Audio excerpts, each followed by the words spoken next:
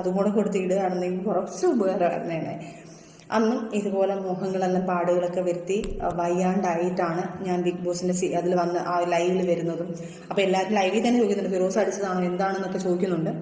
അപ്പം ഞാൻ വല്ല മറിഞ്ഞ് വീണതാ, സ്റ്റെപ്പിൽ നിന്ന് മറിഞ്ഞ് വീണതാന്നൊക്കെ പറയുന്നു. അങ്ങനെ പ്രശ്നങ്ങൾ രൂക്ഷമാക്കിക്കൊണ്ടിരിക്കുക. കാരണം എനിക്ക് അതിനകത്ത് മെയിൻ രൂക്ഷമാകാൻ കാരണം ഞാനിത് വേണ്ട എന്ന് പൂർണ്ണമായിട്ട് വെക്കാൻ കാരണം ബിഗ് ബോസിൽ നിന്ന് വരുന്ന സമയത്ത് നമുക്കൊക്കെ അറിയാം, ബിഗ് ബോസിൽ പോയ ആൾക്കാർക്കറിയാം, നമ്മളൊരു മൂന്നാഴ്ചത്തെ പേയ്മെൻറ്റ് ആദ്യമേ നമ്മൾ അക്കൗണ്ടിൽ വീഴും. അപ്പം ഞാൻ എൻ്റെ അക്കൗണ്ട് എടുത്ത് എൻ്റെ ഉമ്മയുടെ കൈ കൊടുത്തിട്ടാണ് പോയത്. കാരണം ചെലവിന് എന്തെങ്കിലും കൊടുക്കട്ടെ. ആ സമയത്ത് ഞാൻ കുറച്ച് സ്ട്രോങ് ആയി വന്നു. ഫിറോസ് ഖാനിൽ നിന്നും നേരിട്ട ദുരനുഭവത്തെക്കുറിച്ച് തുറന്ന് പറഞ്ഞിരിക്കുകയാണ് സജ്ന നൂര്. ഇൻസ്റ്റഗ്രാം വീഡിയോയിലൂടെയായിരുന്നു കാര്യങ്ങളെക്കുറിച്ച് വിശദമായി സംസാരിച്ചത്. കർമ്മ അല്ലേ, കർമ്മയിൽ എനിക്ക് വിശ്വാസമില്ല. കർമ്മക്ക് വേണ്ടി എടുക്കാൻ സമയവുമില്ല. കർമ്മ വരട്ടെ, കർമ്മ ചെയ്യട്ടെ എന്ന് പറഞ്ഞു നോക്കി നിന്ന് കഴിഞ്ഞാൽ വർഷങ്ങൾ നീണ്ടുപോകും. പലതും ഞാന് കാണേണ്ട ഗതികേട് വരും. പലതും ഞാന് കേൾക്കേണ്ടി വരും. എനിക്കതിനു വേണ്ടി വെയിറ്റ് ചെയ്യാന് വയ്യ. ഞാന് ലീഗലി മൂവ് ചെയ്തിട്ടുണ്ട്. ഏറ്റവും 7 കാര്യങ്ങൾ വെച്ച് മൂവ് ചെയ്തിട്ടുണ്ട്. എന്റെ കുഞ്ഞുങ്ങൾക്ക് വേണ്ടിയിട്ട് ഞാന് പേടിച്ച് ജീവിച്ചിട്ടുണ്ട്. ഈ നിമിഷം വരെ, കുറച്ചു മുന്നേ വരെ ഞാന് പേടിച്ച് തന്നെയാണ് ജീവിച്ചത്. ഫിറോസിനെ പേടിച്ച് തന്നെയാണ് ഇവിടെ വരെ എത്തിയത്. എനിക്കിനി പേടിക്കാന് വയ്യ. എന്റെ ലൈഫില് എന്റെ കുഞ്ഞുങ്ങളെയോർത്ത് എന്റെ വീട്ടുകാരെയോർത്ത് എല്ലാം വെച്ച് ഞാന് ക്ഷമിച്ചു. നാണക്കേടാണ് സോഷ്യൽ മീഡിയയിൽ ഇത് ഇടുന്തോറും എന്റെ കുഞ്ഞിനെ ഇത് ബാധിക്കും എന്നോർത്ത് മാത്രം. എന്റെ റോവലിന് അവന്റെ പപ്പയെ ഇഷ്ടമാണ്. ആ ഒരു കാര്യമോർത്ത് മാത്രം ഞാന് എല്ലാം പുറത്ത് പറയാതെ മിണ്ടാതെ ഇരുന്നതാണ്. ഞാന് ക്ഷമിച്ചു നിൽക്കുന്തോറും തലയിൽ കയറിയല്ല അതിനപ്പുറം കയറി എന്നെ ചൊറിയുകയാണ്. ഇനി എനിക്കിത് പറ്റില്ല. അതുകൊണ്ട് ഞാന് ലീഗലി നീങ്ങുകയാണ്. ലീഗലി പോയെങ്കിലും സോഷ്യൽ മീഡിയയിൽ നിൽക്കുന്നത് കൊണ്ടും ആക്ടറായത് കൊണ്ടും നിങ്ങളുടെ മുന്നിലും എനിക്കിത് പറയണം. കാരണം നിങ്ങളാണ് എന്നെ വളർത്തി ഇത്രയുമാക്കിയത്. ഒരു തെറ്റ് കാണുമ്പോൾ ആ തെറ്റ് എന്ന് പറയുന്നതിന് മുൻപ് മറുവശം കൂടി കേൾക്കുക. കുറച്ചായി ഇതാണല്ലോ സോഷ്യൽ മീഡിയ ആഘോഷിക്കുന്നത്. ആൾക്കാർക്ക് അടുത്തതായി ആഘോഷിക്കാന് ഞാന് കുറച്ച് കാര്യങ്ങൾ ഇട്ട് തരികയാണ്. വേറൊന്നുമല്ല, എന്റെ ജീവിതത്തിലെ അനുഭവങ്ങളാണ്. ഇനിയും എനിക്ക് പറയാതിരിക്കാനാവില്ല. ഇത് ഞങ്ങളുടെ മാര്യേജ് സർട്ടിഫിക്കറ്റാണ്. 2023 ഒക്ടോബർ 24 വിവാഹം നടന്നത്. ഈ വിവാഹം നടക്കുന്നതിന് മുന്നേ നടന്ന കാര്യങ്ങളെക്കുറിച്ച് ഞാന് ബിഗ് ബോസിൽ പറഞ്ഞിട്ടുണ്ട്. ഞങ്ങളുടേത് അറേഞ്ച്ഡ് മാര്യേജല്ല, ലവ് മാര്യേജാണ്. കല്യാണം ആലോചിച്ച് വന്നപ്പോൾ ഞാന് ഡിവോഴ്സിയാണെന്നും എനിക്കൊരു കുഞ്ഞുണ്ടെന്നുമൊക്കെ പറഞ്ഞതാണ്. പുള്ളിക്കാരന്റെ ലൈഫിനെക്കുറിച്ച് പറഞ്ഞിരുന്നു. കുറച്ചുപേര് ഇതിലിടപെട്ട് നല്ല ബന്ധമാണെന്ന് കരുതി വിവാഹം നടത്തി. എന്റെ വീട്ടുകാര് നോക്കിയപ്പോൾ പുള്ളി നല്ലൊരു വ്യക്തിയാണെന്നാണ് അറിഞ്ഞത്. യാതൊരുവിധ ശീലങ്ങളുമില്ല.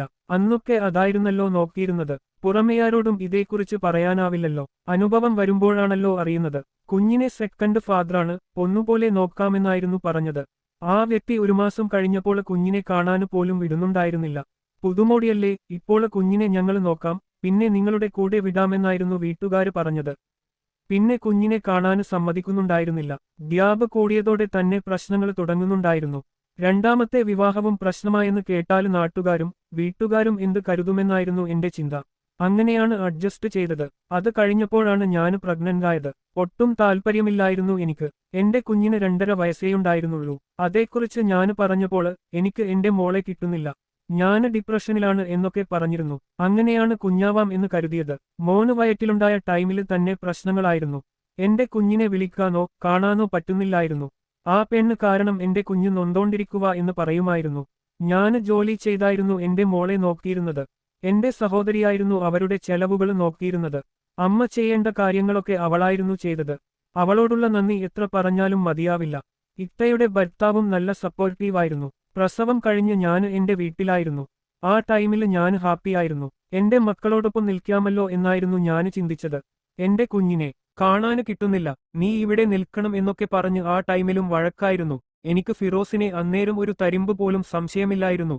ഇടയ്ക്കെപ്പോഴോ എനിക്ക് വയ്യാതെയായപ്പോൾ ഞാന് പുള്ളിയെ വിളിച്ചിരുന്നു. പുലർച്ചെ 2:30 വിളിച്ചപ്പോൾ ഫോണ് ബിസിയായിരുന്നു. ആരാണെന്ന് ചോദിച്ചപ്പോൾ ഗൾഫിലുള്ള കൂട്ടുകാരാണെന്നായിരുന്നു പറഞ്ഞത്. അങ്ങനെയാണ് പറഞ്ഞതെങ്കിലും എന്റെ മനസ്സിൽ ചെറിയൊരു സംശയമുണ്ടായിരുന്നു. എന്റെ ടാബിൽ വെച്ചായിരുന്നു കോള് ചെയ്തിരുന്നത്. ജോലി ചെയ്തിരുന്നപ്പോൾ ഞാൻ അതായിരുന്നു ഉപയോഗിച്ചത്. പിറ്റേ ദിവസം ടാബ് ചെക്ക് ചെയ്തിരുന്നു. എന്റെ മനസ്സിലെ സംശയം തീർക്കാന് വേണ്ടിയാണ് നോക്കിയത്.